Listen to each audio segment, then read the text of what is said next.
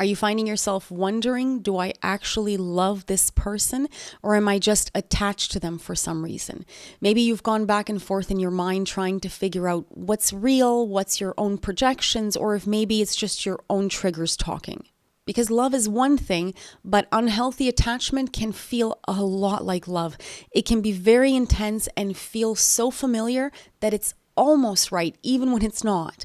Almost, but not quite. Because something about an unhealthy attachment still feels a little bit off, like there's a kind of anxiety underneath it, a quiet knowing that something's not quite the way it should be. So today, let's break down the difference between real, grounded love and unhealthy attachment, so you can make sure you're not choosing something that's only going to hurt you in the end. Instead, let's talk about how to make sure you're choosing love that's safe, that's steady, and healing. What does that look like? Stick with me till the end because I'm going to give you 3 clear questions you can ask yourself the next time you feel stuck in a relationship or stuck in your own head to make sure that you're choosing love that will take you to the kind of future you want to build for yourself. Hi, I'm Madalena, and this is You Reclaimed. Around here, we talk a lot about how trauma, emotional dysregulation, and our own ways of attaching to people shape the way we love so that we can finally take our lives back and live on our own terms. Wait, did you subscribe yet? I have a lot more to share, and I'd love to have you here for it. It really helps my channel grow, and I appreciate it so much. Let's just start with the most important point. If you're doing all of the emotional heavy lifting, if you're basically carrying this relationship on your back, and you know if you are, it's probably not love. And honestly, we could almost stop the whole video right here just on account of that one point. Because real love is mutual and reciprocal. It's not just you obsessing or analyzing or trying to fix or hoping the other person will step up and finally become a real participant in the relationship. So start by asking yourself this first and very important question. Is this person actually showing up for me? Are they actively participating in the relationship with you? Or are you mostly in a relationship with the idea of what this person could be at some point in the future? And how can you tell if you're not really in love with them, but just attached to them? Well, we start with some basic qualifying questions. Do you like this person's character? Do you like the way they treat you or the way they treat other people around them? If you're constantly bothered by the choices this person is making, by them not being present in your life, by how they shut you out of their life and don't include you, or maybe don't spend time with you, don't make plans with you, or they just won't meet you emotionally in all the ways that are important to you, but you still say you love them, then what exactly are you loving? Because love is rooted in knowing someone well and genuinely liking who they are. If that part's missing, then it's probably not love at all. It might just be an unhealthy attachment to the version of them that you built up in your own mind. Another good place to look is, how did the relationship start in the first place? Did it begin because you both wanted to build something meaningful and long-lasting? Were you both on the same page with those intentions? Or was it more circumstantial, like they were around when you were going through something very difficult in your life, changing jobs, someone died, you started a new stressful job, and this person supported you? Or maybe it started as something casual that somehow snowballed into something serious before you had the time to really think it through. Or maybe you just needed a place to stay, your lease was up, and you moved in with them and never quite left. You'd be surprised how often that's the beginning of a relationship. But when something starts out of convenience or out of emotional dependence, it's so easy to confuse that with connection. But what it really is an attachment. And I get it, it's hard to admit these things after a fact, to look back and say, maybe I made a choice that wasn't exactly conscious. But sometimes we have to. Sometimes it's okay to stop halfway through a story, take a breath, and say, maybe we just go down a different path now, because we can form incredibly strong attachments to people even when they're not right for us, even when they treat us poorly, even when we know that we don't really want to be with them, or worse of all, that they don't really love us. But so then why do we get involved? Well, for a variety of reasons, some having to do with love and with being loved, and some having to do with reliving very old traumas and habits that are stuck in our nervous system and have formed our attachment patterns, the way we connect with other people. So it could be that we have a history with this person and we don't want to lose that history because we like it. because we like the memories we've made, even though we don't like the person. We're afraid of being alone and afraid that we won't find love again with someone else. Or maybe we just don't believe that we deserve anything better, so we take what we can get. But you'll notice that none of the reasons I just listed are actually about the other person. All of these are about you and about your own fears, your own beliefs, your own insecurities, and your relationship to yourself. So a lot of the time we make decisions that have nothing to do with the other person. So what does love actually feel like when it's good and healthy?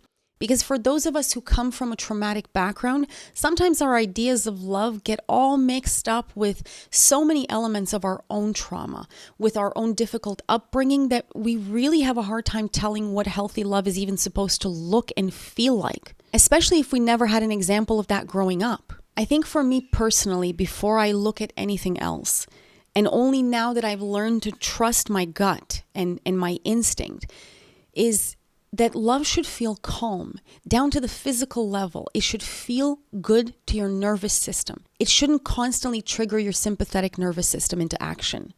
If unhealthy attachment feels more like obsession, if it feels like your own fears of losing this person's love and affection, like your own fear of being alone or of being abandoned or being rejected, if there's consistently this kind of urgency to the connection because you're trying so hard to hold on to it, then real love, good love, is the opposite of that. And it feels like being safe. It doesn't feel like fireworks and panic all mixed together. It doesn't feel like constant butterflies. And I say that while also acknowledging that, yes, new love is exciting. It's okay to be excited about someone. It's okay to have butterflies in your stomach and feel physically lit up, but it's not okay to feel the up and down butterflies of a dysregulated nervous system because you're constantly and continuously being triggered in a relationship. That's different, and that's not okay. A good, healthy love connection, it doesn't leave you second guessing yourself all the time. It doesn't make you question if you're really wanted, if the other person is attracted to you, if they're attracted to your personality, if they appreciate you for who you are. And those things, their interest, their presence, their affection, those things should be consistent from day to day. Most importantly, the good feelings should go both ways. They should be mutual. If you're in a relationship where you can communicate openly, where your boundaries are respected, where you feel emotionally heard and safe to express yourself, that might very well be love. It might not feel as addictive as more fleeting connections, but that's because your nervous system isn't being triggered nonstop. That kind of nervous system activation, that's what happens when you're chasing people. When you're trying to fix things that don't really want to be fixed, when you're trying to prove that you're worthy to someone else so that you can get their love and their affection and their respect. But in a good connection, you just get to be yourself, your whole self. You don't have to walk on eggshells and keep yourself really small and insignificant because you're not being asked to live in fear that you're going to mess it all up with the next thing you say. In a good relationship, the other person likes you and they're tolerant of you.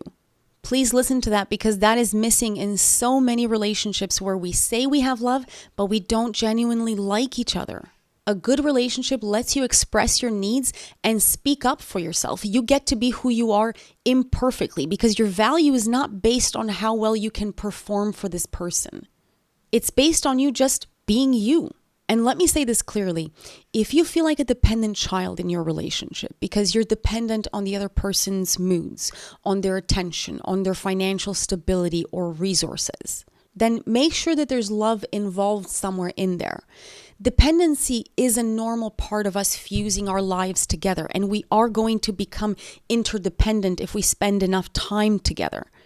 But if it's just dependency, then that's not necessarily a good indicator of a healthy relationship.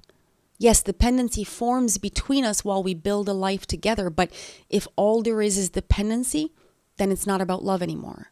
It's actually hard to build intimacy when you're walking on a tightrope for the other person because you're dependent on them and you're afraid to express yourself. Because dependency means that if you take the wrong step, you lose whatever you're dependent on. Love doesn't make you shrink in that way. When love is good and on equal terms, it lets you be more yourself. Another really important factor, when your focus is on the relationship all the time, It's because something is not right, or it's not working, or it's just plain not good for you, or there's some sort of toxic component to it. Good love, it sets you free to focus on the other things in your life beside the relationship. I know that seems counterintuitive, but that's one of the best things about being in a healthy relationship. You're not constantly being asked to make it the center of your entire life because you don't need to. It doesn't fall apart when you look the other way for a moment, when you get busy with a new job, when you take your master's. Bad relationships fall apart in those moments because the foundation is poor. Good relationships can tolerate those times. Now, if you find yourself in relationships that don't end up being healthy and you're wondering why you keep choosing people who don't love you back or why this kind of love feels so addictive, please watch some of the other videos on this channel. You've probably heard me talk about this before, but these types of unhealthy connections have everything to do with the way our nervous system was wired at some point in our lives, most likely in our childhood. And it's because the effects of early trauma have very real and very lasting implications for how we look for love later as adults. In fact, we form our way of attaching to other people based on the ways our nervous system was imprinted when we were very young. If that's you, it certainly was me. I have other videos that go deeper into that part of the story, and I'll link them down below in the description. So let's try to simplify things a bit so we can get a really clear idea of what kind of relationship we're involved in. If you're still feeling confused, here are some questions you can ask yourself to help you sort through it. Am I in love with this person or with who I hope they'll become one day? Love sees things clearly for what they are right now. Attachment clings to the potential of what this person can be in the future or what they were at the beginning of the relationship, when things were new and everyone was on their best behavior. 2, do I feel safe with this person emotionally, physically, mentally? Or do I spend most of my time trying not to set them off, to anger them, to disappoint them in some way? 3, can I set boundaries with this person and expect to have those boundaries respected? Or do I constantly have to explain myself to them, to apologize, or to backpedal myself out of asking for what I need and want in the relationship? Can I be my full self with this person, messy and human? Am I accepted in my low moments when I'm not at my best? Because we can't be at our best all the time, right? We get sick, we get busy, we get overwhelmed, and the expectation is not that our relationships will break apart at the first sign of weakness. Or do I feel like I have to perform for this person's approval and love because I can't be myself? If I let go of this relationship, do I feel afraid that no one else will ever love me? Because that's not love talking. That's your own fear of abandonment at the wheel, and we can make some pretty poor choices when we let that part of us decide who to love. Does this relationship expand my life, or does it shrink it? Does it make it smaller? Love makes you feel more empowered. Attachment makes you feel smaller, more dependent, more uncertain of who you are without this other person. And if you've made it here to this video because you have doubts, then pay attention to that feeling. Because you asking these questions, that's already worth listening to. If something in you knows, don't dismiss it. Be curious and find out where that feeling is coming from. So if you realize that what you're involved in right now isn't really love, that maybe it's an unhealthy attachment, what do you do with that? You're already involved. First, you resist the urge to go straight to shaming yourself or blaming yourself for wanting to be loved, because that's a normal, healthy need in all of us. And it makes perfect sense that you're here trying to understand that. And you don't necessarily have to start your whole life over again or even get rid of this particular relationship altogether. But you do need to take an honest look at whether the relationship you're in has the core ingredients of healthy love. Love doesn't have to be perfect to be real, and it certainly isn't most of the time. And it can have some components of unhealthy love, especially if we're still healing and we're building ourselves up. Even more so if we come from a background that includes trauma. But at the core of it, it needs to include the basic set of good, healthy love ingredients. It needs to feel mutual and stable and safe enough for you to be able to fully expand inside of this love and to grow into the relationship and grow together with your partner. And sometimes that means being honest with yourself when things aren't quite what they seem. So here's where you start if you realize you've maybe taken the wrong step in love. You might start by naming the pattern that you're repeating right now in this relationship and say it out loud so that you can hear it with your own ears. It could sound something like this. Something about this feels more like I'm grasping than I'm connecting with this person. I don't know if it's love, but I know I'm holding on to it too tightly. Nothing can be transformed or changed without speaking the truth first. And naming the pattern helps to take it out of your body for a moment without judgment. And maybe once you come to this realization, your brain might start spinning with what ifs or with doubts or regrets.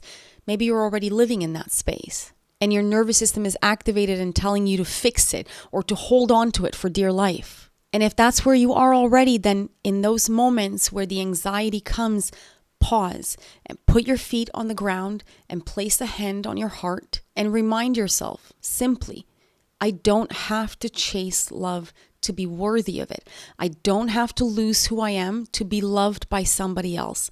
I am allowed to have both love and peace. These are the times when your nervous system needs the most support. And I want to add one thing here. In a lot of my videos, we talk about reconnecting to the younger parts of ourselves. The parts of us that feel unlovable, that are desperate for our attention, that keep pulling us into these kinds of painful dynamics. And I say sometimes that to really love someone else, we have to also love ourselves. But I want you to know that for me, and I bet for you too, this can feel impossible when your nervous system is dysregulated. So in reality, we end up loving ourselves while we learn to love other people.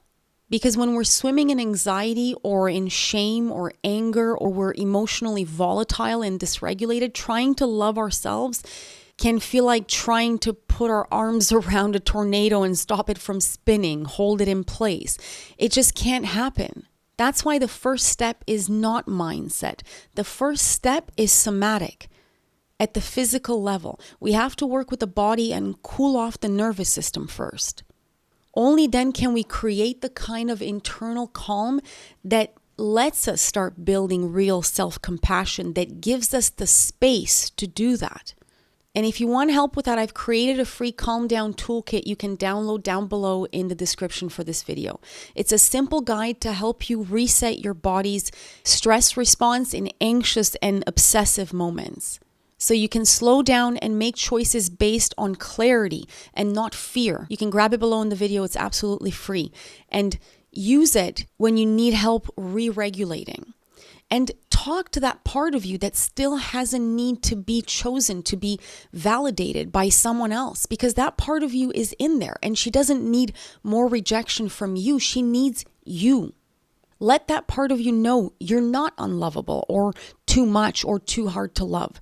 We're not talking here about becoming cold or detached or so self-sufficient that we're isolating ourselves from other people. We're simply talking about learning how to tell the difference between being connected to another person and trying to control and maneuver a situation to get that connection.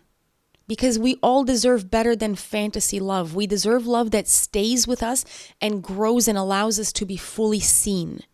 And if you find this kind of content helpful, please consider subscribing. It helps me keep working to bring you more videos every week. In the meantime, go ahead and watch these other videos on why we get involved in toxic relationships and what that has to do with our own backgrounds, what that has to do with how trauma has affected us, and how we can take control and stop living in this unconscious way. See you in the next video.